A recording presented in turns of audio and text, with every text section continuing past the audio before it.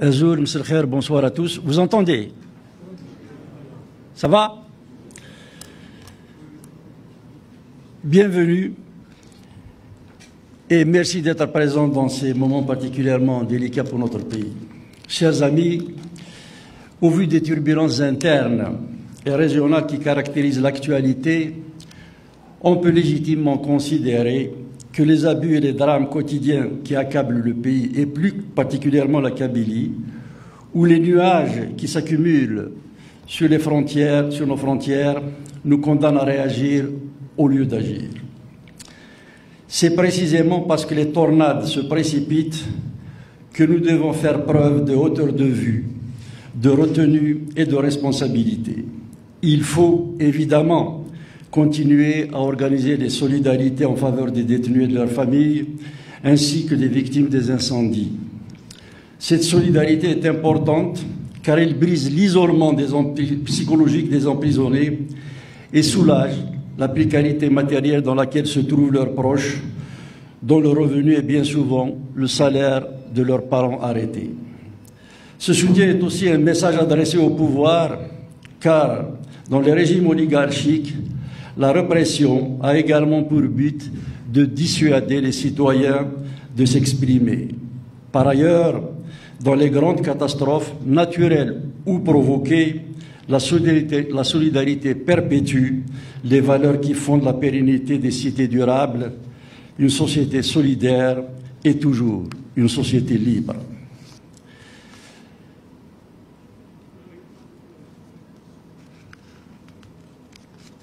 Chers amis, nous devons cependant savoir que nous devons orienter nos efforts de réflexion sur les causes profondes qui font qu'en 2021, des citoyens croupissent en prison pour avoir pacifiquement exprimé leur opinion dans leur pays.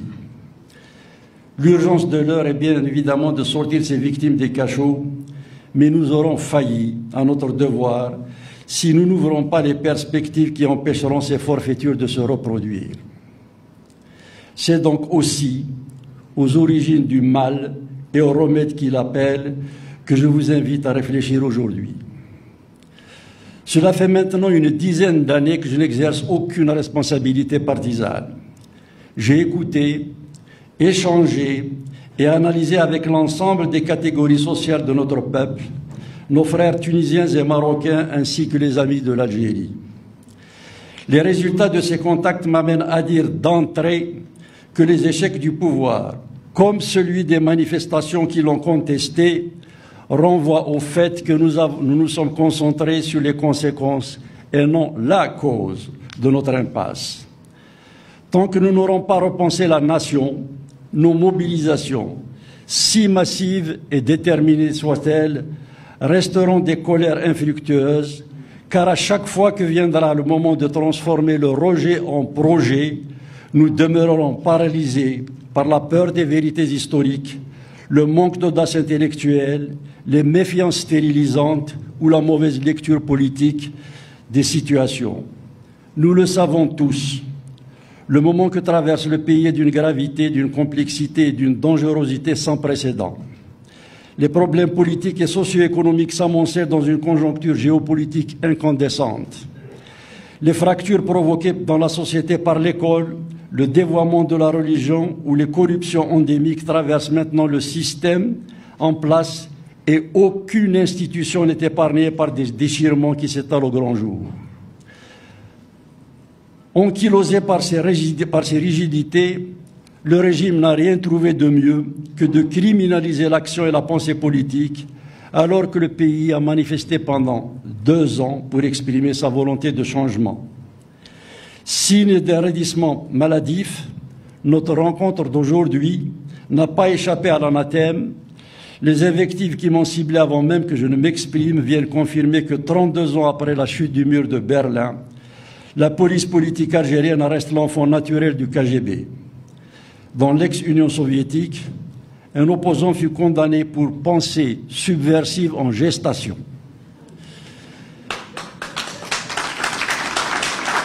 Le système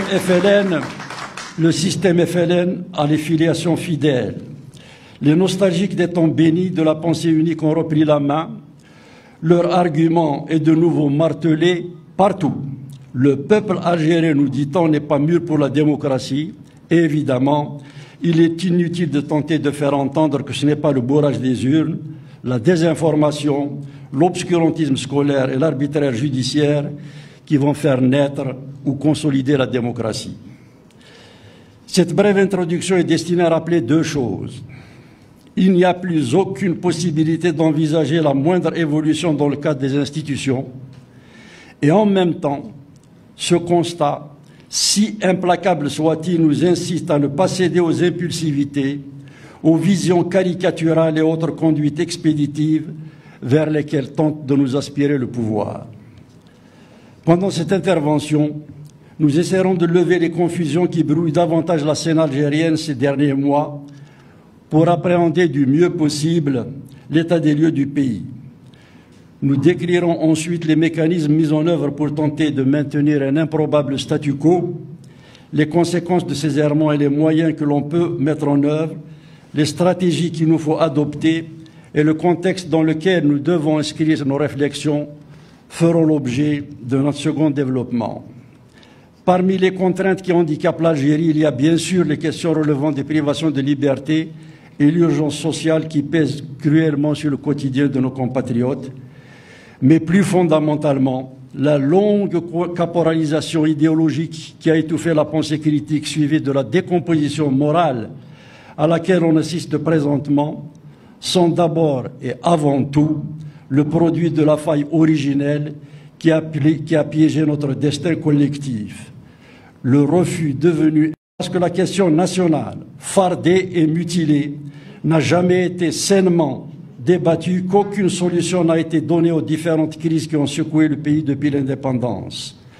Autant de violences qui nous placent désormais dans une impasse qui ne nous laisse plus d'autre choix que de regarder en face un délabrement général qui peut à tout instant dégénérer dans une implosion chaotique et une déflagration régionale.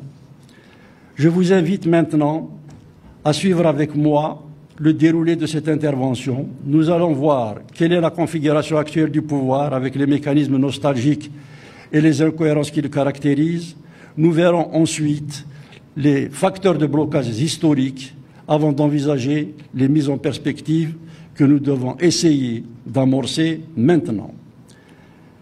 Configuration actuelle du pouvoir. La nature militaire du régime est toujours patente, mais ses coteries et ses priorités ont sensiblement évolué ces 2 dernières années. Une mécanique nostalgique revient. Il apparaît clairement que le clan qui reprend la main joue la fermeture et la fermeté. Cette tentation a un référent, la période boumedieniste dont les nostalgiques se persuadent encore qu'elle fut la période faste de l'Algérie indépendante. Ce n'est pas le lieu d'évaluer sereinement et rigoureusement l'impact du coup d'État commis par l'armée des frontières en 1962 sur le futur État national.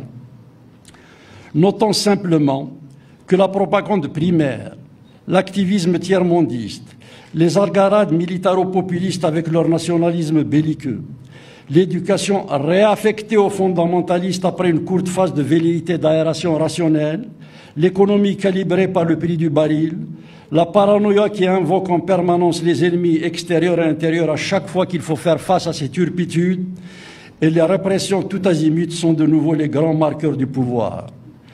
Cette gestion autoritariste s'illustre particulièrement à travers une grossière instrumentalisation de la justice qui fait de l'emprisonnement arbitraire une norme judiciaire. Les pressions exercées sur les moyens de communication et les règlements de compte qui se déroulent dans la sphère économique ou, sous couvert de lutte contre la corruption bien réelle, on orchestre des procès à grand renfort de publicité contre les affidés du clan Bouteflika, tout en épargnant des prédateurs notoires, sont l'autre facette de la volonté de mettre sous cloche le pays. Et une fois de plus, une fois de trop, dirait-on, les erreurs commises ou suscitées en Kabylie ces dernières années sont manipulées pour appeler à l'union sacrée.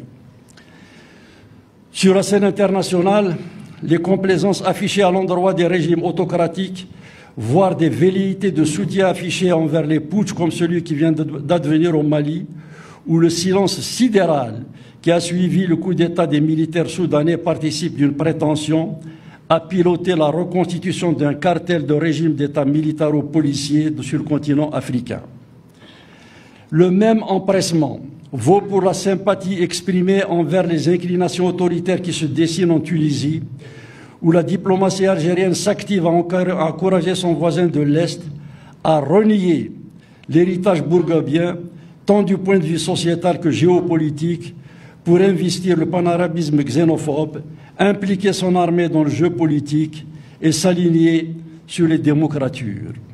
Enfin, les divergences qui opposent Alger et le Caire sur la Libye ne suffisent plus à occulter des complicités, certes encore timides mais réelles, qui animent des dirigeants algériens et égyptiens bien décidés à faire valoir la force au détriment du droit. Le tableau du boumedienisme est complet. La volonté de faire revivre les années 70 est une vraie obsession algérienne. En clair, le système FLN rêve des nouveaux murs de Berlin et des nouveaux fronts du refus. Si le constat ne souffre pas d'ambiguïté, sa réalisation appelle quelques remarques. Existe-t-il un boumedien avec ce qui fit le cynisme et donc l'efficacité dictatoriale du personnage dans l'équipe dirigeante?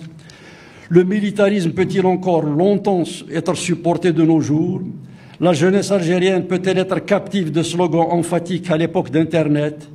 Le panarabisme rencontre-t-il l'écho qui fut le sien au lendemain de la décolonisation? Sisi est-il Nasser? L'Égypte, si dépendante des États-Unis, peut-elle être un compagnon de route sûr pour Alger qui sollicite ouvertement le protectorat de Moscou? Toutes ces questions prédéterminent les choix idéologiques et stratégiques aussi lourds que ceux qui inspirent la tentation autoritariste du pouvoir algérien d'aujourd'hui.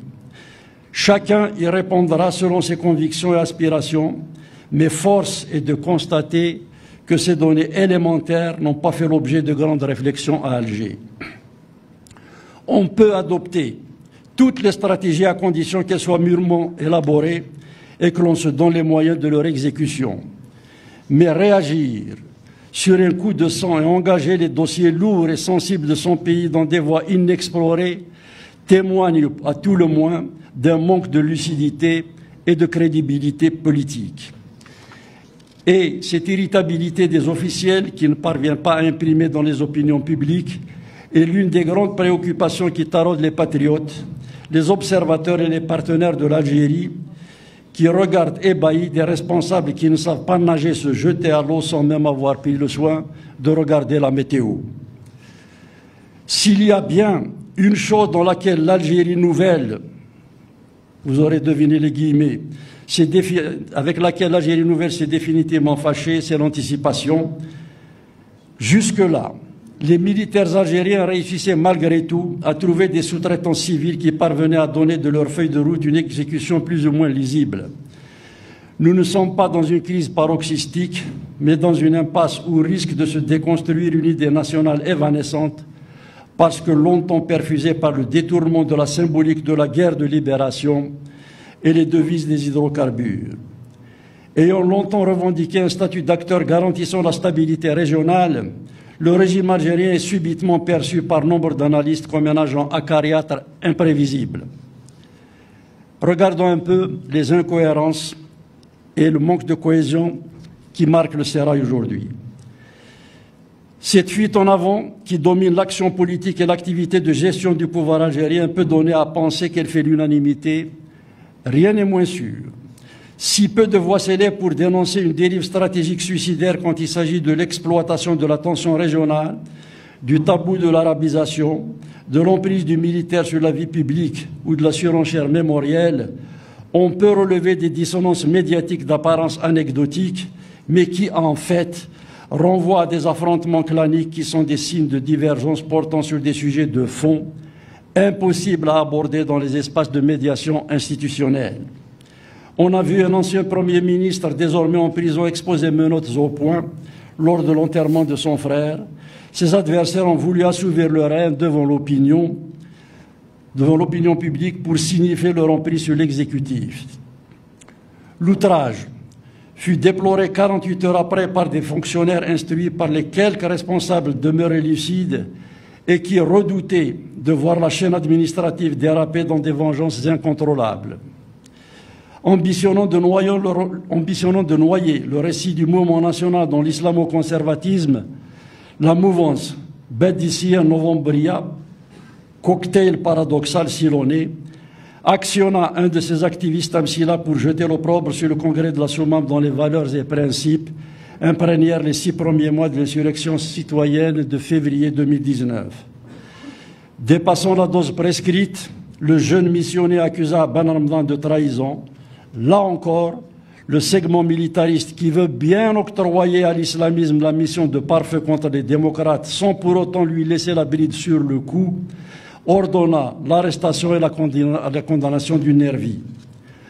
On a aussi entendu récemment le président du Sénat reprendre sèchement la même mouvance islamiste qui recourt régulièrement à l'imposture historique pour présenter une guerre de libération qu'elle avait dénoncée en novembre 1954 comme une aventure menée par des sanguinaires. Pour autant, le même personnage ne tire aucune leçon concrète de cette manipulation symbolique et ne s'offusque pas du fait que l'école algérienne soit infestée par les programmes qui distillent à longueur d'année les contre-vérités historiques et la xénophobie qui façonnent les esprits de génération qui constitueront les bataillons de l'idéologie dont ils viennent de condamner l'outrecuidance. Un responsable de l'un des principaux partis de l'Alliance parlementaire, qui ne cache pas son affiliation à l'Organisation des Frères musulmans, s'est publiquement réjoui de la victoire des insurgés talibans en Afghanistan, au moment même où le pouvoir algérien déclare toujours mener la guerre au terrorisme islamiste. Admirez la cohérence. On peut multiplier à l'envi les incohérences stratégiques et diplomatiques dans un régime devenu un amoncellement de castes où chacune joue sa propre partition et se pose en dépositaire exclusif de l'authenticité nationale. Comment le système algérien gère-t-il ces incohérences? Par l'improvisation et la gestion au jour le jour. On n'hésite plus à livrer l'enfance algérienne à la soumission islamiste par l'école, mais quand des fournées de jeunes aliénés manifestent leur adhésion à l'intégrisme qu'on leur a enseigné, on ponctionne une partie d'entre eux, on les enrôle dans l'armée et on leur ordonne de tirer sur leurs camarades montés au maquis.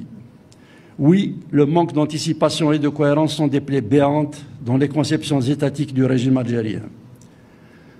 Le refus d'appréhender les sujets qui fondent la nation peut prendre des allures de concours de zèle quand surviennent des phases de priorité politique propices à la démagogie.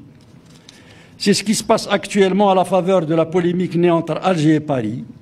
Des ministères dirigés par des conservateurs ou enrôlés par le courant éponyme décident d'interdire l'usage du français dans leur administration. Sans aller jusqu'à dénoncer ces ruades, d'autres membres du même exécutif ne partageant pas la vision arabo-islamiste refusent de laisser leur département en proie à un nettoyage linguistique dont les premières victimes sont les usagers. Dans ce climat de défoulement, les excitations se déclinent dans toutes les pulsions et touchent tous les domaines. Un responsable de la santé de l'Est vient de décider d'ordonner à ses services de supprimer la langue française dans ses correspondances. Même les médecins sont sommés de rédiger l'ordonnance en arabe. 2 jeunes parents du dit responsable se seraient vus refuser leur visa par les autorités consulaires françaises. D'aucuns n'ont pas hésité à établir la relation entre les 2 événements. Le fait est que le ministère de la Santé, qui n'approuve pas la décision de son directeur de Wilaya, n'a pas osé rappeler à l'ordre un subordonné qui a pris une décision qui non seulement ne relève pas de ses prérogatives, mais peut mettre en danger la vie d'autrui.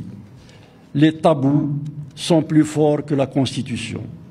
Pourquoi? C'est bien connu, quand la surenchère s'impose dans les démarches du pouvoir, il arrive toujours un moment où le dirigeant se fait déborder par ses ouailles. En Algérie, et dans cette séquence où, faute de légitimité et de crédibilité, le pouvoir devenu otage de ces caricatures et des démagogies du système, n'a plus d'autre choix que de survivre les pulsions de la rue. La franchise nationaliste est confisquée par l'arabo-islamiste et cela change tout quand il faut apprécier la légitimité de la parole. Ce qui fait que sur certains dossiers, le dirigeant moderniste est condamné à se soumettre à la vulgate populiste s'il ne veut pas être donné en pâture à une opinion conditionnée par l'éducation, la mosquée, les médias et la justice, à admettre comme un message sacré la donne arabo-islamiste. C'est pour satisfaire les appétences populistes que l'article constitutionnel garantissant la liberté de conscience fut supprimé lors du référendum constitutionnel du 1er novembre 2020 dans une indifférence quasi générale. À quand remonte et de quoi sont le nom de ces tabous? Voyons les facteurs qui bloquent le destin historique du pays. 1. Mutisme mémoriel. La falsification de l'histoire ancienne et contemporaine est un outil essentiel du conditionnement de la construction de la conscience algérienne. Commençons par l'opération la plus récente. Le 26 octobre passé, on a entendu le président de l'Association des anciens du Marg dire, dans la foulée de la crise qui affecte les relations algéro-marocaines, que tout remontait à 1957, lorsque les membres de l'Istiqlal, partisans du Grand Maroc, voulurent remettre en cause les frontières héritées de la colonisation pour amputer l'Algérie de la partie sud-ouest de son territoire. En 2015, l'homme s'était déjà signalé en justifiant l'assassinat d'Aban Ramadan. Mais une fois n'est pas coutume, on serait tenté d'adhérer aux propos de celui qui perpétue le primat de la violence mémorielle sur le quotidien politique. Même si les tentations hégémoniques du panarabisme est ancienne dans le mouvement national, du point de vue de la dérive institutionnelle, on peut effectivement dire que tout a commencé au Maroc, plus précisément à Tétouan en décembre 1957. L'assassinat de l'homme qui avait organisé les assises qui prônèrent la primauté du politique sur le militaire, de l'intérieur sur l'extérieur et le rejet d'une monarchie ou d'une théocratie désormais révolue, fut et demeure le péché originel du système politique algérien. La réhabilitation du projet de l'État démocratique et social débattu et adopté en août 1956 reste la clé de voûte de toute construction nationale. À ce jour, pas un colloque universitaire, pas une initiative politique officielle destinée à appréhender ce drame qui hante le passé et le présent algérien n'a été organisée pour conjurer les démons de la violence et de l'opacité. Farouchement occulté ou cyniquement célébré, ce crime, par sa signification symbolique, ses résonances morales et ses conséquences politiques, enchaîne notre destin. Quelle nation, quelle société, quel État peut prétendre à la cohésion, à la pérennité et la respectabilité avec des censures qui souillent la mémoire, mutilent le présent et donc fatalement hypothèquent l'avenir? Il ne s'agit pas, bien sûr, d'assouvir une haine ou de se laisser aller à la facilité des jugements posthumes. Comme pour celle de toutes les communautés qui ont conquis leur liberté par des voies révolutionnaires, l'histoire du peuple algérien est jalonnée de séquences lumineuses et de pages sombres. Il n'y a aucune raison de traumatiser les générations actuelles par les tragédies qui ont ensanglanté notre passé. Mais il y a une immense responsabilité à faire connaître ces drames pour apprendre à nos enfants les chemins qu'il faut savoir éviter, y compris dans les périodes de grande turbulence politique, où la tentation de légitimer des décisions injustes peut gagner les esprits les plus avisés. Le détournement ou la violation de la mémoire est une ancienne manœuvre. En 1949, Mseli décréta que la nation algérienne remontait au 7e siècle. Et aujourd'hui, on assiste à une entreprise effrénée de négationnisme concernant les crimes commis dans les années 90. Notre vécu collectif, avec ses nécessaires solidarités et ses exigences éthiques et tributaires de notre capacité à lire notre réalité historique avec beaucoup de sagesse et autant de courage. Il peut paraître aujourd'hui oiseux de préconiser une lecture apaisée de notre histoire, récente ou ancienne, alors que le bateau Algérie prend eau de toutes parts. C'est pourtant de notre responsabilité à regarder notre passé en adulte que dépend notre destin. Tout vient et tout renvoie à cette histoire falsifiée, amputée, tourmentée. Quelles sont les inhibitions politiques et intellectuelles qui contribuent à ce blocage historique? La recherche académique est autant conditionnée par l'accès aux sources toujours verrouillées que par la clientélisation d'une grande partie de nos élites. L'indigence intellectuelle qui suit le verrouillage de l'accès aux archives et a des conséquences culturelles et sociales immédiates. La solitude de l'islamologue Saïd Jabel Khair, abandonné par l'université algérienne dans une affaire qui n'est pas sans rappeler celle de Galilée, renseigne sur le recul du savoir devant la sorcellerie. Le processus remonte à loin. L'éminent Mohamed Harkoun fut chassé par un charlatan d'un colloque organisé dans son pays. La question du culte ne doit pas être désertée par les démocrates. Le musulman n'est pas obligatoirement un fondamentaliste. Et les intellectuels modernistes sont plus légitimes pour interpréter le Coran que les intégristes qui se posent en maîtres de l'exégèse. Résister sur ce sujet est important d'un point de vue individuel et collectif. Faute de quoi, la censure de la violence politique et la violence politique achèveront de brider les esprits, ce qui biaisera le débat et reléguera la conviction du citoyen éclairé au rang de confidence inavouable, alors même que sa position est partagée par une grande majorité d'Algériens. Les dernières polémiques qui ont conduit le pays à adopter des postures dont il ne maîtrise ni l'application stratégique ni les conséquences géopolitiques sont l'illustration caricaturale de l'étouffement de la parole publique. Au mois d'avril passé, un ministre du Travail et de la Sécurité sociale déclare que la France est l'ennemi traditionnel et éternel de l'Algérie. On ne sait toujours pas si cette sortie est une commande d'un clan particulier qui veut piéger la présidence de la République, qui disait vouloir décrisper les relations entre Paris et Alger, ou si l'instruction émanait de centres de décision lourds qui ont pour philosophie de toujours attiser le foyer du péril étranger afin d'empêcher en interne l'installation d'un débat citoyen qui, à terme, introduira fatalement les questions qui fâchent.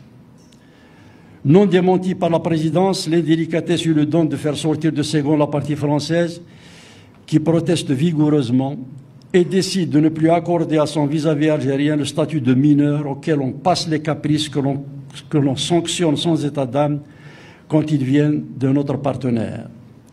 La situation s'emballe et les clans algériens conservateurs s'engouffrent dans la brèche pour embrayer sur des aigreurs toujours vives, entraînant ainsi la présidence de la République dans son sillage. La situation est pour le moins paradoxale. Ce sont des clans dont les parents peuvent n'avoir aucune fonction officielle qui impulsent des polémiques politiques et diplomatiques que les institutions de l'État sont tenues de mettre en œuvre après coup. Pourquoi? On vérifie une fois de plus que les fondamentaux sur lesquels doit se construire la société ne sont pas toujours ceux que les institutions sont censées concevoir. En privé, et je peux vous le garantir, des dirigeants peuvent s'agacer de ces saillies démagogiques, mais en public, ils les avaleront comme ils ont avalé toutes les autres couleuvres portant sur le même registre. Il arrive souvent que des responsables se désolent de l'outrance de leurs subalternes auprès de leurs partenaires français, sans pouvoir s'en démarquer publiquement, la surenchère victimaire primant la norme diplomatique. Ces attitudes un peu schizophréniques se retrouvent également dans l'univers intellectuel. Il n'y a rien de tel que la question kabyle pour bien pénétrer les labyrinthes de la pensée algérienne. Il y a des intellectuels non kabyles d'expression francophone qui n'adhèrent pas à la stigmatisation arabo-islamiste de cette région. Néanmoins, leur analyse sur ce sujet reste généralement conditionnée par une bien-pensance qui ne doit pas trop déroger au canon de l'uniformisme ambiant. On salue la Kabylie en tant que région qui construit le plus grand nombre de mosquées par habitant. On peut concéder qu'elle paya le plus lourd tribut à la guerre, mais il ne faut surtout pas assumer sa part de singularité qui, par essence, appelle à la reconfiguration politico-administrative du pays.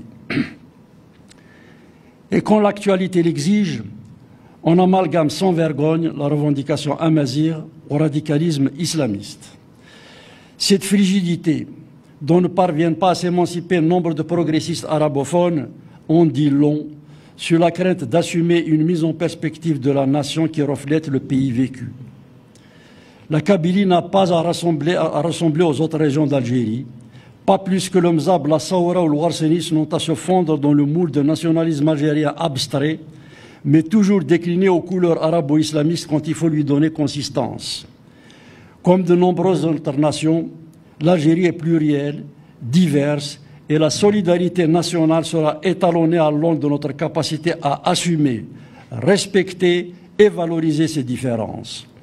De leur côté, des intellectuels kabyles, dont l'audace et la pertinence intellectuelle firent de leur région un espace de débat et de production autonome qui inspirèrent en grande partie la réflexion démocratique nationale, se réfugient depuis quelques années dans un attendisme qui fait le lit d'un populisme sur lequel surfe le pouvoir pour domestiquer une dynamique citoyenne qui le défie depuis avril 80. Leur silence devant des abus politiques et des dérapages éthiques commis par des acteurs de la région sont des signes connexes d'une régression morale et intellectuelle qui a annoncé la manipulation criminelle de l'Arba'ana Thirathan. Comme ce que l'on observe chez les officiels à propos des outrances panarabistes, ces dérives sont l'objet de condamnations confidentielles qui ne dépassent pas les cercles d'initiés. Verrou de l'impasse démocratique, la crise de la parole libre est une maladie qui affecte l'Algérie, nation, État et société. Quels sont les agrégats politiques qui obstruent le cheminement historique du pays? Ces quelques éléments d'analyse nous conduisent à un certain nombre de déductions importantes pour formuler les esquisses de propositions alternatives durables à l'impasse algérienne. Nous venons de voir que le marasme étant profond et général, les solutions ne peuvent pas venir d'un parti, la question de l'heure n'étant pas d'appliquer un programme, mais de définir la manière avec laquelle nous voulons faire société. Contraint de compenser son déficit de légitimité par l'arbitraire, le pouvoir actuel, fragilisé par ses dissensions internes, on arrive à confondre puissance et force brutale. C'est un ami présent dans la salle, que je salue, qui m'a fait cette remarque. Ce qui le conduit à choisir la répression à l'intérieur et à privilégier la provocation à l'extérieur. La puissance d'un État est conférée par sa production de richesses, son rayonnement culturel, l'indépendance de sa justice, la crédibilité et la sagesse de ses options géostratégiques. Faute de satisfaire à ces exigences élémentaires, Alger revient au classique du bourguignonisme quand il y a péril, on la demeure. Au plan interne, on relance la rengaine du cheval de Troie dans la Kabylie et l'étalon privilégié. Le régime s'est choisi ses opposants en mettant en tête de gondole deux organisations qu'il déclare terroristes pour justifier sa répression tout azimut. La posture de citadelle assiégée vient compléter sa défense en lui permettant de recourir aux traditionnelles polémiques avec le Maroc et ou la France. Le procédé usé jusqu'à la corde ne convainc personne, mais qu'importe.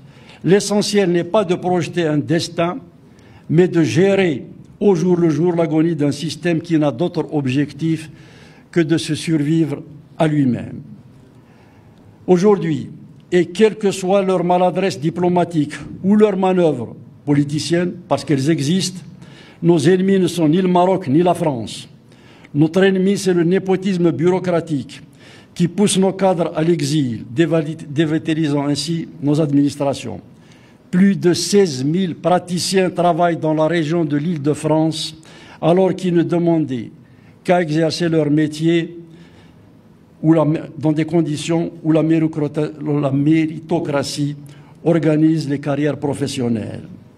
Notre ennemi, c'est une école au rabais dont les dirigeants ont protégé leur progéniture, qui jette chaque semaine des centaines de nos enfants dans la mer, d'où beaucoup ne sortiront pas vivants. Notre ennemi, c'est un système qui a fait de notre terre un terrain vague où 1 million d'hectares irrigables sont toujours en jachère. Nous n'avons ni la capacité, ni intérêt à cultiver ces attitudes donquichotesques où nous dilapidons nos maigres moyens financiers et nos ultimes énergies. Cette fuite en avant nous mène droit dans le mur. Si nous voulons sortir de l'ornière, la problématique algérienne doit être appréhendée de façon rationnelle et exhaustive. Notre défi actuel est simple, sécuriser une fois pour toutes la matrice démocratique dans laquelle doit se dérouler la compétition électorale et où la citoyenneté inviolable sera l'outil et la finalité de toute entreprise politique. Continuer à louvoyer avec cet impératif, c'est prendre le risque d'ajouter de la confusion et de la tension à une situation nationale déjà explosive. Nous avons tous ces réalités dans notre intimité. Nous avons le devoir de briser les autocensures castratrices et en même temps, ces turbulences algéro-marocaines, on serait tenté de, dans cette période de turbulence algéro-marocaine, on serait tenté de dire surtout dans cette période. Ces animosités récurrentes sont le fait de deux pôles conservateurs bien connus qui prennent en otage les projections modernistes dans les deux pays. Le Makhzen d'un côté et la glu FLN de l'autre sont les promoteurs d'une stratégie de l'adversité qui est le pack de survie des deux sectes. Le drame qui vient de coûter la vie à 3 commerçants algériens dans le Sahara occidental et risque hélas de ne pas être le dernier, et sans préjuger des résultats des diverses investigations en cours, on peut d'ores et déjà relever que cette attaque était largement évitable. 2 camions civils stationnés en plein désert pouvaient être approchés avant bombardement ou en tout cas faire l'objet de tirs de semonce. La survenue d'incidents frontaliers, voire de provocation de situations conflictuelles sont de vieilles manœuvres dans cette zone. Les factions conservatrices marocaines et algériennes, heureusement peu suivies par leurs opinions respectives, revendiquent un nationalisme chauvin et sont adossées aux segments sécuritaires de leurs pouvoirs respectifs. Cela les conduit à faire des choix stratégiques qui privilégient le bellicisme, créant ainsi un climat de suspicion qui interdit le débat libre favorable à l'échange, la recherche de compromis, avec en finalité la construction de solidarités régionales innovantes qui induiraient nécessairement des réformes profondes dans les ordres politiques en place. Ces postures, qui obéissent à des considérations de pouvoir, sont également l'expression de sollicitations étrangères qui refusent de voir l'émergence d'un espace nord-africain démocratique. Les accords d'Abraham, qui fisent le Maroc dans un camp bien déterminé, engendrent une réaction d'Alger qui en appelle à un regroupement autour des démocratures russes et turques. Après les affrontements d'Amgala, qui opposèrent les armées algériennes et marocaines en 1976, des Algériens de premier plan, comme Farhat Abbas et Ben Youssef Ben Khedda, alertèrent déjà sur les risques de voir notre région servir de terrain d'extension à la guerre froide par procuration. L'enlisement du dossier du Sahara occidental qui dure depuis bientôt un demi-siècle est l'illustration achevée des interférences extérieures qui parasitent et paralysent les perspectives de remembrement structurant de l'Afrique du Nord. Un projet régional fédéraliste intégrateur apporterait une solution naturelle à cette question. L'abcès de fixation sahraoui a un impact évident. De grandes puissances étendent leurs zones d'influence chez nous pour protéger leurs intérêts sécuritaires et économiques. Morcelé, le marché nord-africain est plus vulnérable. Mise sous tension permanente, la région est soumise à une course aux armements dispendieux. Le manque de moyens financiers alloués aux militaires provoque un sous-développement sociétal et culturel générateur de régression endémique. Les élites algériennes et marocaines ont le droit et le devoir de rejeter cet asservissement qui nous affecte au rang de spectateurs, voire de complices de notre déchéance historique. Qu'est-ce que ces éclairages supposent comme décision? Envisageons maintenant les projections multiformes dans lesquelles on peut concevoir un futur prévisible. Le diagnostic est largement partagé. La solution à l'impasse algérienne est nécessairement multifactorielle. À ce titre, son dépassement comme son aggravation aura des répercussions positives ou négatives sur l'ensemble de la région nord-africaine. Examinons quelques-uns des dossiers qui en constituent les urgences les plus saillantes. 1. La Kabylie. Cette région est à la fois la source d'où ont souvent émané les initiatives porteuses d'espoir démocratique et le lieu où le pouvoir a régulièrement posé ses pièges quand il se trouvait en situation d'échec ou confronté à des divisions. Cela veut dire que pour le meilleur comme pour le pire, Une partie de l'avenir national se joue à travers le sort qui sera réservé aux luttes qui sont engagées en Kabylie. La prise de décision consensuelle ancrée dans la société, la proximité avec la capitale et une forte représentation dans la diaspora confèrent aux revendications kabyles un écho que peu de contestations vécues dans d'autres contrées du pays peuvent rencontrer. Pour restaurer une dynamique citoyenne féconde, deux conditions doivent être réunies. Les élites démocrates arabophones ne peuvent plus continuer à ignorer ou minimiser les adaptations institutionnelles sur lesquelles doivent déboucher les combats menés par les Kabyles depuis l'indépendance et même avant.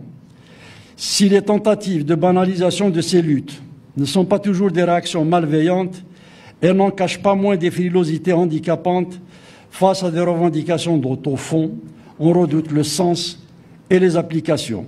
Non, la Kabylie ne subit pas les mêmes affres que les autres régions d'Algérie. Toutes les régions d'Algérie n'ont pas vu 128 de leurs jeunes exécutés par balles explosives lors de manifestations pacifiques.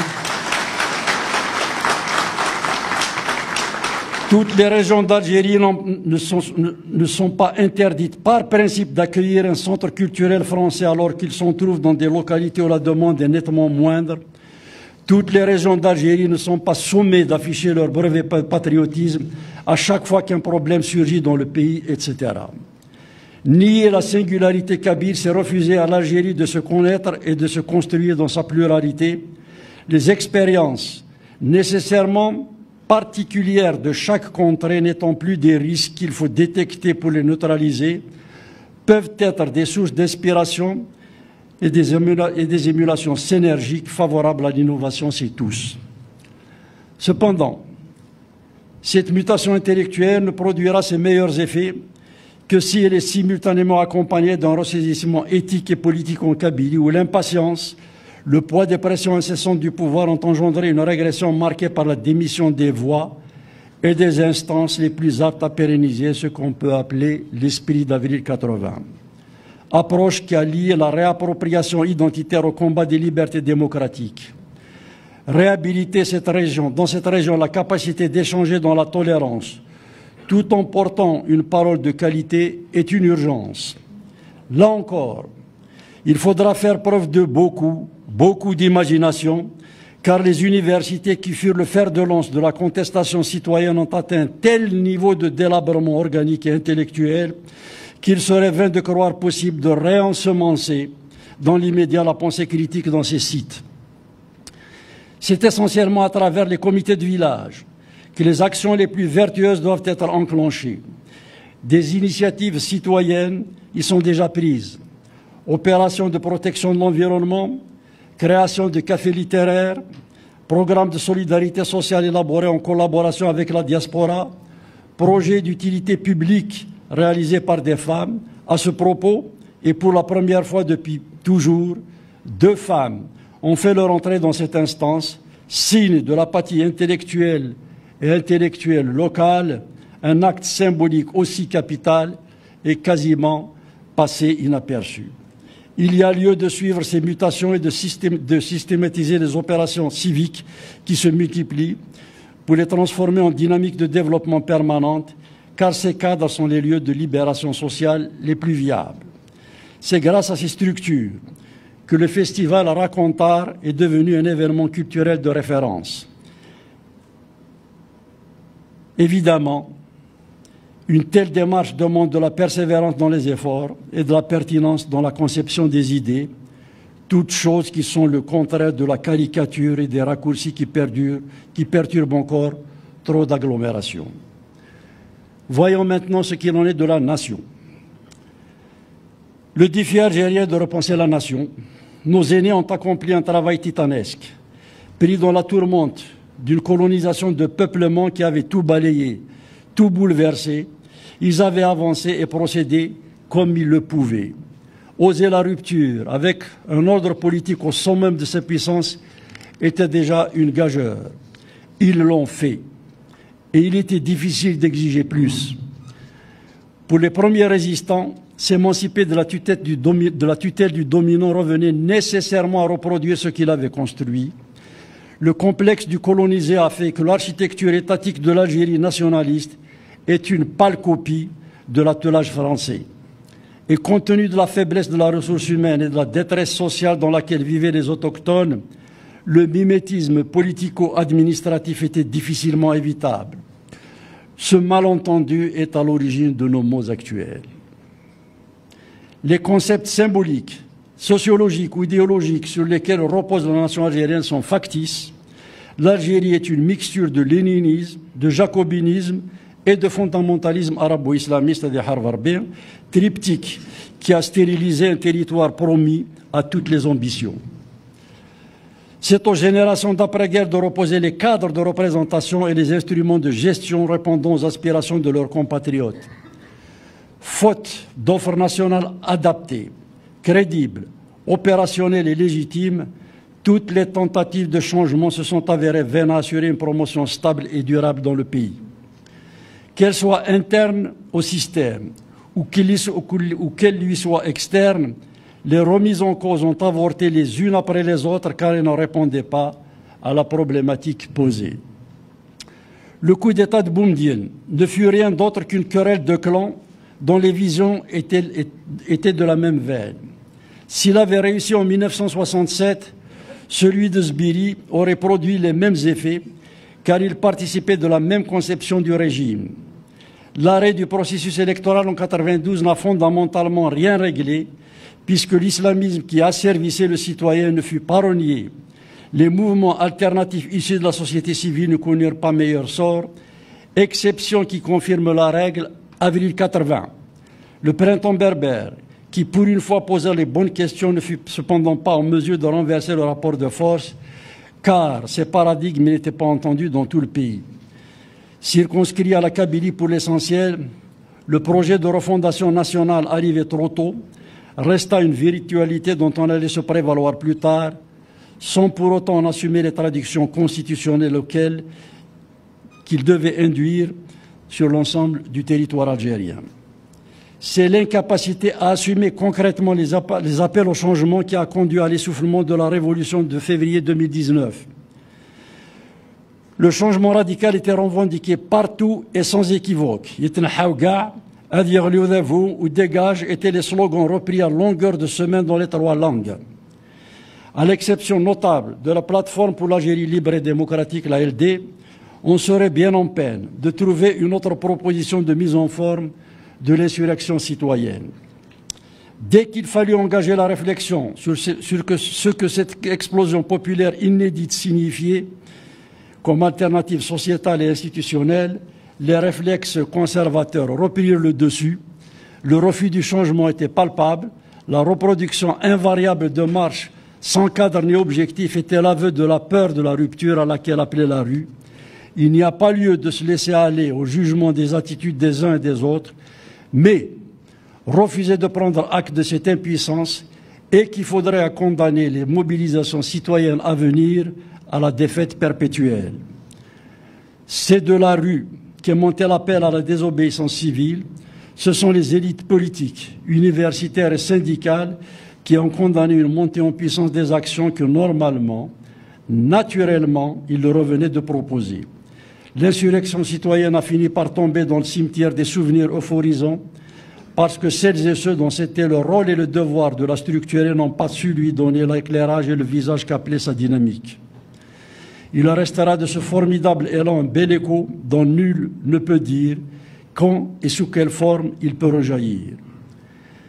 J'ai été invité avant-hier au Collège de France pour assister à la leçon inaugurale donnée par le professeur Yad Ben Achour, grande figure de l'université tunisienne et artisan de la mise en forme institutionnelle de la révolution du 10 janvier.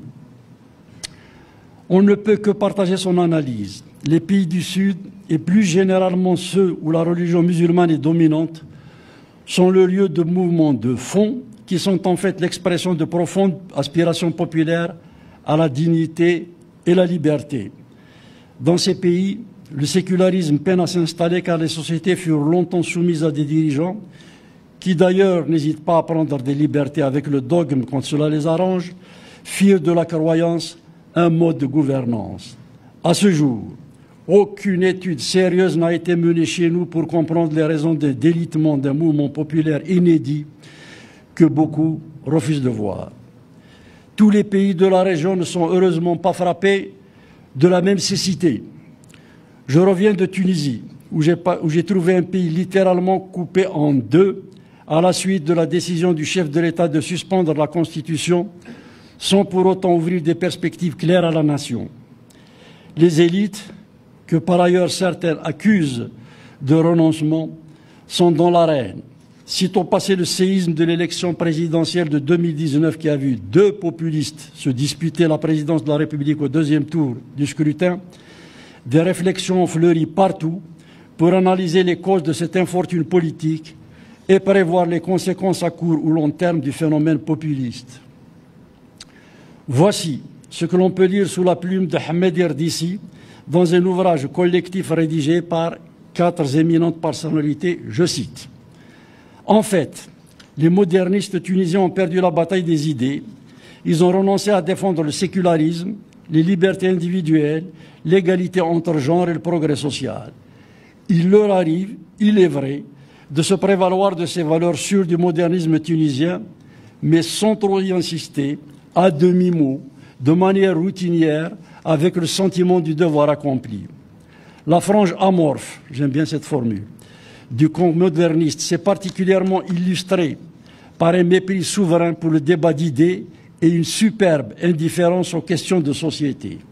Aucune prise de position sur aucun sujet polémique. Au nom du réalisme politique, l'autre nom de l'opportunisme, elle a décidé d'entrer, d'abdiquer intellectuellement avant de livrer bataille. Il n'est dès lors pas étonnant que le camp moderniste dans son ensemble soit pénalisé et qu'il paye le prix d'une pensée molle, érigée en politique sans pensée. En signant l'armistice, il a laissé le champ libre au camp d'en face, composé de forces antimodernistes qui veulent imposer leur vision de la politique et leur mode de vie. Fin de citation. Tout est dit. Si l'on devait comparer l'animation fiévreuse qui caractérise aujourd'hui la scène tunisienne et l'apathie qui s'est emparée de la scène algérienne, on trouverait certainement le propos de Ahmed Erdissi un peu sévère. Pour avoir longuement discuté avec les acteurs de la société civile tunisienne, j'ai vu des femmes et des hommes sur le pont, se réunissant jour et nuit et intervenant sur les médias nationaux et étrangers pour alerter sur les risques de voir l'armée de leur pays, ne l'oublions pas, la seule de la région à être restée à l'écart de l'activisme politique, aspirer dans une aventure à haut risque. Mais les remarques de l'intellectuel tunisienne peuvent, dans leur esprit, être transposées aux élites algériennes. Combien de fois a-t-on entendu des intellectuels modernistes algériens renoncer au combat d'idées au moment où les fondamentalistes, alors en pleine collaboration avec l'état-major de l'armée de Gaïd Salah, les accusaient de vouloir souiller la révolution par l'idéologie? En renonçant à défendre le sécularisme, les libertés individuelles, l'égalité des sexes et le progrès social, ils ont eux aussi abdiqué intellectuellement avant de livrer bataille. On a vu des Algériens de la frange amorphe du camp moderniste, partis de France, se réjouir d'avoir été acceptés à Alger par des islamo-conservateurs qui leur ont imposé l'ouverture de leur réunion par des récitations de versets coraniques. Wir viven.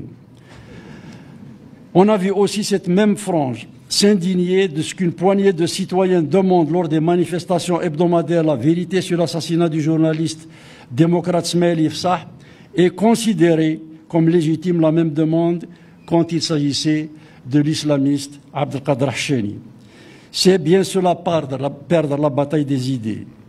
Tétanisés, des modernistes en sont même venus à conceptualiser le droit à la démission, au renoncement, voire au reniement. Quand l'un de leurs s'obstine à continuer vaille que vaille à assumer ses convictions, il est vilipendé en tant que clivant. L'adversaire n'a même pas interféré pour valider ses thèses, c'est la frange amorphe du camp démocrate qui fait la réclame de la légitimation de l'hégémonisme du conservatisme. Et en Algérie, un mensonge ou une outrance proférée par un fondamentaliste est plus recevable qu'une vérité énoncée par un moderniste. Même si la fable d'un 1er novembre 1954, initiée par les oulémas, n'est pas encore définitivement imposée, ses promoteurs n'hésitent pas à marteler encore et toujours une supercherie qui ne désespère pas de transformer un jour en réalité historique. En revanche, le moderniste qui dit que la proclamation annonçant le déclenchement de la lutte armée de 1954 fut écrite en français, ce qui est une vérité, est aussitôt cloué en pilori. Cela s'appelle le complexe du vaincu. Continuer à dissimuler les référents qui doivent structurer la nation ou concéder que l'arabo-islamisme est l'oxygène de la légitimité nationale revient à abdiquer avant d'avoir livré bataille. L'histoire algérienne n'est pas réductible à l'arabe ou à l'islam. La majorité qui est désormais formellement admise doit connaître une prise en charge efficace avec les moyens aussi massifs que ceux qui ont été débloqués pour mener une arabisation à la hussarde. La déshérence dans laquelle se trouve l'Académie Amazigh des années après sa création donne une idée quant au sort que le pouvoir compte réserver à ce chantier. La langue française ne doit plus être assimilée à une cicatrice honteuse. Les plus audacieux des modernistes se plaisent à s'abriter derrière la citation de Kate Biessine qui décrit ce patrimoine comme un butin de guerre. Porter cette parole dans des phases de sectarisme idéologique aigu et téméraire, cette réaction ne suffit plus car il dit implicitement que cet acquis doit être subi comme une séquelle. Nous devons, au nom de la vérité historique et des impératifs de notre développement, mais aussi et surtout par respect envers nous-mêmes, car nous admettons tous cette évidence en privé, dire que la langue française est un élément constitutif et structurant de notre destin. Les éléments culturels qui ont sédimenté dans notre terre sont généralement arrivés avec des conflits qui ont infligé de douloureuses épreuves et la langue arabe n'échappe pas à la règle. Kate Biessine a prononcé une parole bien plus pénétrante que la citation évoquée ci-dessus. Le français m'a permis de revenir à moi-même, avait-il dit. S'il fallait un autre témoignage pour démasquer les turpitudes linguistiques qui minent l'Algérie, le voici. Il nous vient de feu le président Boudiaf, qui n'était pourtant pas connu pour avoir été dans sa jeunesse un grand défenseur des spécificités communautaires. Mais l'homme pragmatique savait s'affranchir des dogmes et des tabous. Un jour que je lui faisais remarquer devant témoins qu'à côté de l'arabité et l'islamité, l'équation algérienne avait désormais intégré la dimension amazigh. Il n'y aurait pas le mouvement national. Il me répondit ceci. Trêve d'hypocrisie, et que fais-tu de la francéité? Depuis quand as-tu vu une chaise stable avec 3 pieds? Cette sentence nous vient du militant qui avait allumé la mèche du 1er novembre 1954. Malgré des ressacs conjoncturels, les Tunisiens avancent plus facilement que nous, car sans avoir tout purgé, Bourguiba a clairement assumé les grands critères qui charpentent la nation. Question nationale, encore et toujours. La même exigence de vérité s'impose à nous au sujet de la période ottomane. S'il est vrai que la séquestration des terres ne fut pas la règle, l'autochtone se vit interdire dans son pays l'accès à toutes les fonctions régaliennes pendant les 3 siècles que dura la Régence. L'OJAK, c'est-à-dire l'armée turque, recrutait ses officiers parmi des Anatoliens, des Bosniaques ou des Albanais convertis, mais jamais des Algériens. Dire que la course à laquelle s'adonnaient les Turcs mérite de figurer dans les annales de la marine nationale est au minimum excessif. Débattre de cette période nous permettra de mieux cerner les faits et événements primordiaux sur lesquels nous pouvons construire la nation algérienne. Si nous évitons, différons ou nions ces impératifs, les batailles que nous mènerons, des plus obscures aux plus emblématiques, sont vouées à connaître le même sort que celles que nous avons engagées jusque-là. Savoir dans quelle nation nous voulons vivre, dire comment nous voulons faire société est le préalable à tous les combats de l'heure. Les dernières polémiques opposant Alger et Paris rappellent combien la nation officielle est fragile. Faire dépendre la dignité nationale de la vie d'un tiers revient à reconnaître sa propre vacuité spirituelle et métaphysique. Faire fonctionner l'État selon les susceptibilités conjoncturelles revient à admettre que le devenir du pays est tributaire du seul mérite que celui qui est toujours considéré comme le maître consente à vous octroyer. En ces moments précis, l'Algérie officielle se comporte comme un adolescent déçu de ne pas avoir été récompensé par son tuteur. En quoi les dires d'un chef d'État étranger, inspirés au moins au parti par des considérations électorales, doivent-ils dicter les choix sécuritaires, diplomatiques et économiques du pays?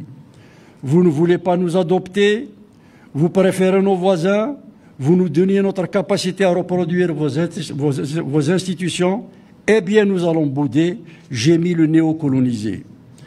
L'imposé des considérations subjectives et objectives qui organisent la conscience nationale est aussi à l'origine des dissolutions d'entreprises a priori salutaires. Il en est ainsi de la si mal nommée Union du Maghreb arabe, UMA, construite sur des présupposés idéologiques et culturels faux. L'entité ne tarda pas à être rattrapée par ses inepties. Le maquillage inaugural craqua face aux épreuves de la réalité et l'organisation sombra dans la paralysie avant d'imposer. Il est grand temps que les Algériens apprennent à vivre dans et avec leurs ancrages historiques. Il est grand temps aussi qu'ils arrêtent d'étalonner leur crédibilité en fonction du degré de ressemblance qu'ils espèrent se voir accorder par ceux qui les ont vaincus. L'Algérie n'est pas la France. Cette triviale évidence doit trouver sa traduction dans les schémas institutionnels conformes à notre histoire, nos ambitions politiques et notre génie culturel. Une fois rétablies ces bases, une fois réconciliés avec nous-mêmes, nous pourrons enfin nous faire entendre en tant qu'adultes. Quel est notre environnement naturel? Les analogies entre l'Algérie et la Tunisie illustrées par la citation d'Ahmed Irdissi rappellent une donnée première. Le défi démocratique ne peut être relevé que s'il est appréhendé au niveau régional. Les contraintes majeures qu'affrontent les trois pays sont globalement de même nature. Pandémie planétaire, l'islamisme avec les problèmes sécuritaires qu'il charrie affectent l'ensemble de la région. Les grands enjeux économiques ne laissent aucune place au sectarisme nationaliste qui parcellarise la production et parasite le commerce. Des experts ont estimé depuis longtemps l'ampleur du manque à gagner engendré par l'absence de coopération régionale. Enfin, face aux grands regroupements qui s'opèrent autour des États-Unis, de la Chine et de l'Europe, les élucubrations actuelles qui agitent Alger et Rabat relèvent d'enfantillage dangereux où la courte vue risque d'hypothéquer l'avenir de générations condamnées à vivre dans un monde globalisé. À cause de la guerre froide, de la décolonisation qui avait survalorisé le panarabisme et de la dégradation de la vision politique qui a suivi le reniement de la plateforme de la Soumam, l'Algérie s'était crue obligée de fournir des gages permanents attestant de sa fidélité à la nation arabe. Cette posture l'a menée en certaines circonstances à afficher des attitudes radicales au détriment de ses intérêts. Il en fait ainsi du front du refus, à propos duquel quelques esprits téméraires avaient tenté de signaler la vanité. L'exaltation panarabiste est une rechute permanente et marquante de la surenchère diplomatique algérienne qui, en des occasions particulières, peut prendre des allures de provocation. On a vu récemment le pouvoir ordonner à l'équipe nationale de football de faire figurer sur ses maillots des symboles palestiniens. Il a fallu l'intervention de la FIFA pour mettre un terme au canular. Sur ce dossier comme sur d'autres, Alger affiche un archaïsme qui irrite jusqu'à l'autorité palestinienne, laquelle ne veut plus être otage de clans qui se disputent le pouvoir, ni être enfermée dans des chimères d'un tiers-mondisme suranné. Il y a bien deux territoires palestiniens, deux pouvoirs différents pour ne pas dire opposés, et le Moyen-Orient en général est entré dans une phase de reconfiguration historique dont il est bien difficile de prédire l'issue. Toutes ces évolutions géopolitiques laissent de marbre Alger qui reste rivé aux illusions des années 70. Pourtant, la perspective de la Fédération nord-africaine avait eu une réalité tangible dans les mouvements de libération des trois pays et leurs textes fondateurs en sont largement imprégnés. La proclamation du 1er novembre, La plateforme de la Soumam ou la conférence de Tanger d'avril 58 en porte des marques clairement revendiquées. C'est à l'ambition de Tamazra que la génération d'après-guerre doit reconnecter sa réflexion. Naturellement, les enjeux européens du XXIe siècle appellent à pondérer les dogmes et référents hérités des années 60. Le mur de Berlin est tombé et le panarabisme qui a embrasé les imaginaires populaires est supplanté par un islamisme revanchard. L'homme nord-africain aspire lui aussi à vivre dans un monde organisé par la révolution numérique, mais il veut également garder sa part d'humanité singulière en sauvegardant la mémoire qui a consigné son vécu individuel et collectif. Est-ce un hasard si de Tripoli à Rabat, en passant par Tunis et Alger, des jeunes dont on pouvait penser qu'ils avaient été coupés de leurs racines arborent fièrement l'emblème Mazir? Je salue d'ailleurs son fondateur, il est quelque part parmi nous ici. Bonjour Youssef. On observera au passage que c'est en Algérie où fut conçu cet étendard que la répression s'est abattue sur ceux qui le portent, alors qu'il ne suscite aucune réaction d'hostilité auprès des autres pouvoirs de la région. La fébrilité du nationalisme algérien n'a d'égal que l'emphase qui le proclame. Une fois de plus, c'est de l'extérieur des institutions et par le ressourcement historique que l'alternative démocratique se manifeste. Il convient maintenant de faire de cette aspiration une réalité. Longtemps considérée comme un doigt surnuméraire d'un monde arabe qui, au gré des crises et des circonstances, sont accommodés, sont agacés ou la méprisés, l'Afrique du Nord a vocation à devenir la première matrice démocratique en terre d'islam. Les trois pays, que sont la Tunisie, l'Algérie et le Maroc, constituent un trio qui peut aisément agréger d'autres contrées comme la Libye ou la Mauritanie. Il y a bien un sous-continent nord-africain historiquement stable, géopolitiquement crédible, économiquement viable et culturellement fécond. Quelle mise en œuvre? Les développements qui ont précédé cette analyse montrent que l'impasse algérienne affecte l'entité nationale dans son ensemble. Son dépassement exige une lecture impossible à faire dans les cadres institutionnels. Néanmoins, il faut autant que faire se peut éviter d'entrer en conflit ouvert avec le pouvoir. Divisés, isolés et fragilisés, les responsables sont partis pour commettre d'autres erreurs et fautes. La démarche la plus adaptée pour les patriotes républicains est de lancer le débat en dehors des cénacles officiels. Il s'agit de produire de la raison pour envelopper les dirigeants dans une logique de construction dans laquelle, pour diverses raisons, ils ne veulent pas et ne peuvent pas s'engager. La réanimation du débat libre est une urgence et un préalable à la refondation nationale. Comment, où et avec qui programmer ces procédures? Nous devons identifier nos forces. Il y a lieu d'identifier les énergies et les compétences démocratiques actives et décomplexées pour les connecter les unes aux autres. Ce potentiel humain existe. Il est bien plus consistant que ce que laissent deviner les joutes des réseaux sociaux ou les déclarations convenues des rencontres académiques. Le handicap majeur des démocrates est leur éparpillement.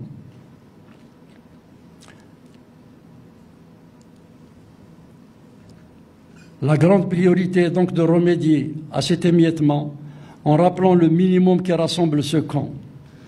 Une meilleure visibilité de l'ensemble des acteurs modernistes aidera à mieux évaluer les rapports de force avant de prévoir les confrontations avec les autres courants. Cette apparition collective donnera une nouvelle impulsion au combat citoyen. Les éléments de légitimation d'une cause dépendent aussi de l'adhésion collective qui la porte. On entend déjà la frange amorphe du camp démocratique s'émouvoir de ce qu'il adviendrait de ceux qui refusent d'inscrire leur démarche dans un espace politique balisé par les principes démocratiques. Une première réponse est de dire que chacun doit assumer les conséquences de ses paroles et actes. Mais restons positifs. S'il s'avère qu'une communauté désire librement et majoritairement de vivre dans une société soumise à des dogmes incompatibles avec les valeurs démocratiques, elle doit pouvoir le faire, à condition qu'elle ne les impose pas aux autres. Il y a pléthore de nations où des communautés ou des États vivent sous des régimes juridiques différents. Les débats servent aussi à regrouper les citoyens pour trancher ce genre de choix. Par ailleurs, ces regroupements de nationaux doivent simultanément s'accompagner de la mise en relation avec les personnes acquises à la démocratie dans les 3 pays. Des collaborations associant des catégories partageant des intérêts spécifiques peuvent aider à la réactivation d'une dynamique citoyenne plus globale.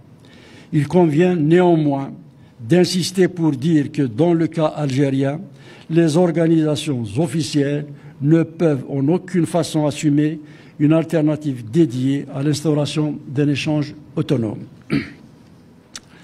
De quel lieu peut-on lancer ces initiatives? La libre expression est désormais sévèrement réprimée en Algérie, ce qui d'ailleurs donne encore plus de mérite à celles et ceux qui tentent d'y maintenir un souffle d'expression indépendante. Néanmoins, ce constat impose une évidence. Dans l'immédiat, un développement efficient de la revendication démocratique ne peut se faire qu'à partir de la diaspora. Outre la répression qui sanctionne toute parole dissonante, l'exode massif de ces dernières années fait qu'une partie essentielle de la ressource humaine algérienne se trouve en Europe ou en Amérique du Nord, plus spécialement au Québec pour ce qui concerne ces dernières zones. Par ailleurs, les 3 pays comptent dans ces 2 continents des communautés importantes qu'il est possible de faire parler entre elles, faute de leur avoir permis d'échanger à partir de leur pays d'origine. Ce n'est pas la première fois que dans notre histoire contemporaine, l'immigration algérienne amorce ou relaie de façon décisive les luttes émancipatrices. La crainte de l'accusation de collusion avec l'étranger qui inhibe les modernistes témoigne d'un état d'esprit acculé à la défensive par les propagandes de leurs adversaires. Les officiels frayent avec des partenaires étrangers peu recommandables. Les islamistes participent à des conférences avec des congénères de toute nationalité sans susciter de remarques particulières. Les démocrates tunisiens, algériens et marocains ont intériorisé l'idée que leur solidarité est douteuse, sinon sacrilège.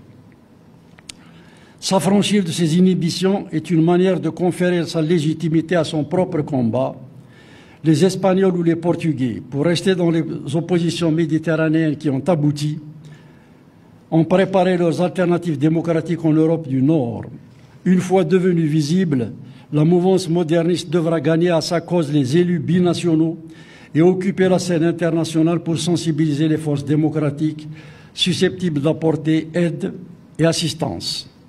J'ai participé il y a quelques semaines à une rencontre informelle de personnalités partageant les valeurs démocratiques. Toutes étaient acquises à l'idée de provoquer un sursaut fédérateur qui agrège les volontés et les énergies modernistes pour l'instant éparpillées. Il s'agit de relégitimer ce que l'on désigne sous le terme générique de projet soumamien. J'ai entendu, à quelques nuances près, les mêmes attentes et demandes dans les villes où j'ai été invité à des séances dédicaces à l'occasion de la sortie des 2 tomes de mes mémoires. L'idée d'en appeler à la conscience nationale à travers un appel solennel fait son chemin, mais j'ai surtout retenu qu'une conférence nationale de la diaspora était une urgente nécessité à laquelle doivent s'atteler les patriotes. C'est là une idée qu'il faut impérativement faire vivre. Il serait d'ailleurs souhaitable d'associer à ces préparatifs nos frères tunisiens et marocains afin qu'ils initient de leur côté la même entreprise. Le but de ces 3 dynamiques étant d'installer à terme un forum de débat pour l'intégration démocratique de l'Afrique du Nord. De quels moyens disposons-nous? Nulle cause ne peut aboutir si elle ne se dote pas de rapports médiatiques à même d'informer le citoyen et de servir d'espace de discussion et de réflexion à ses adhérents. Une plateforme dédiée à la libre parole ouverte aux citoyens des 3 pays verra le jour dans les prochaines semaines. La ligne éditoriale intègre 3 valeurs fondamentales que sont l'adhésion à une perspective nord-africaine adossée à son substrat amazigh, sur lequel ont sédimenté d'autres apports qu'il nous faut assumer loyalement et sereinement, la défense des principes démocratiques universels et le rejet de la violence, quelle qu'en soit la nature. Une fois ces principes adoptés, tous les avis, toutes les idées pourront s'exprimer dans cet organe. La bataille de l'opinion passe par la mise à disposition des patriotes d'un instrument à la mesure de leur projet. Ce média doit aussi servir de lieu d'information et de condamnation des abus de pouvoir, quels qu'en soient les auteurs. L'acuité de la question des droits de l'homme dans les 3 pays n'échappe à personne. Susciter des solidarités nationales et internationales envers les prisonniers ou les structures associatives victimes d'arbitraire est un devoir que la plateforme devra garantir en toutes circonstances. Mais la seule véritable façon de faire avancer une cause, c'est l'organisation. Évidemment, en la matière, il faut faire preuve d'innovation parce qu'il ne s'agit ni de caporaliser les gens dans le cadre d'un parti, ni d'essayer d'orienter leurs convictions intimes. L'idée, c'est de trouver des mécanismes souples pour mobiliser la citoyenneté sans nécessairement amener les uns et les autres à renoncer à des convictions spécifiques.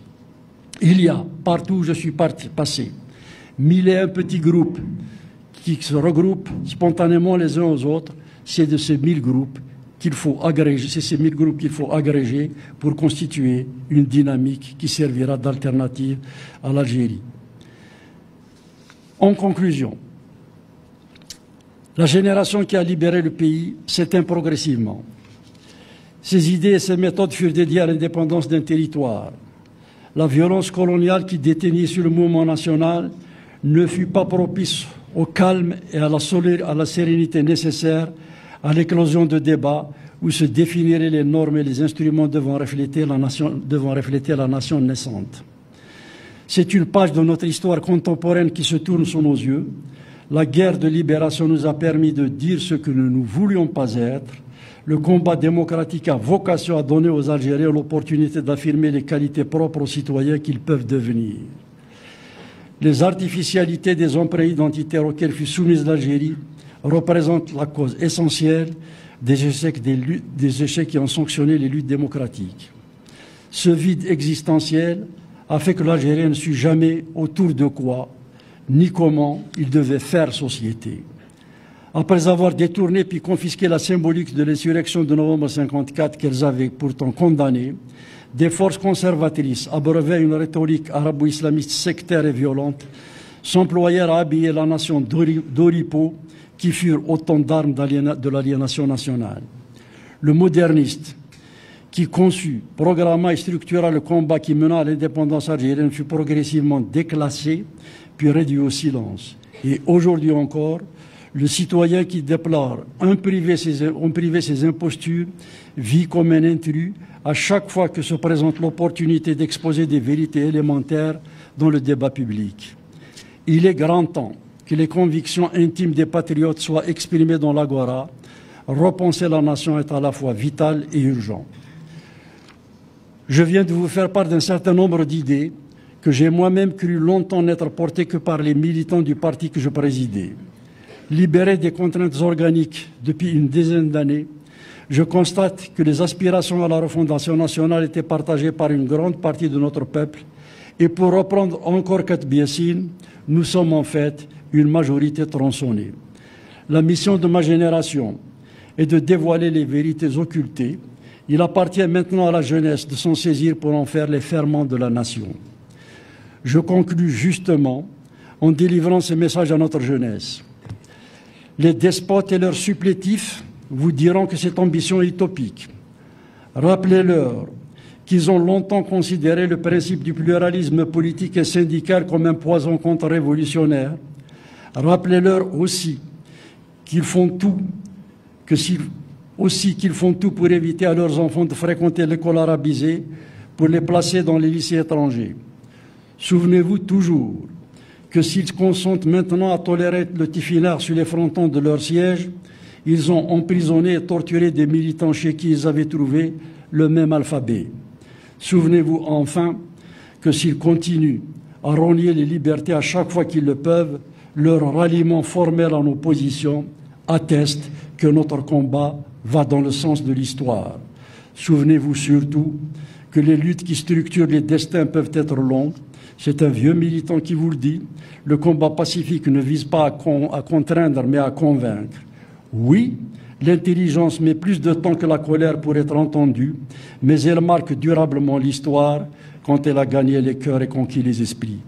L'avenir n'est pas dans la violence ou le repli sur soi, il est dans la réalisation de l'Afrique du Nord des régions. Nous avons tracé un chemin dans les brumes et les ravins. Vous avez le droit de l'emprunter et le devoir de l'élargir pour en faire la route de l'espérance démocratique. Sortez de la vocation de martyr dans laquelle veulent vous enfermer les idolâtres du malheur. Dénoncez les appels au sacrifice éternel. Vous avez le droit de vivre digne, libre et heureux. Reniez la nation des animosités et des rancœurs. Construisez la patrie de la fraternité et du bonheur. Je vous remercie.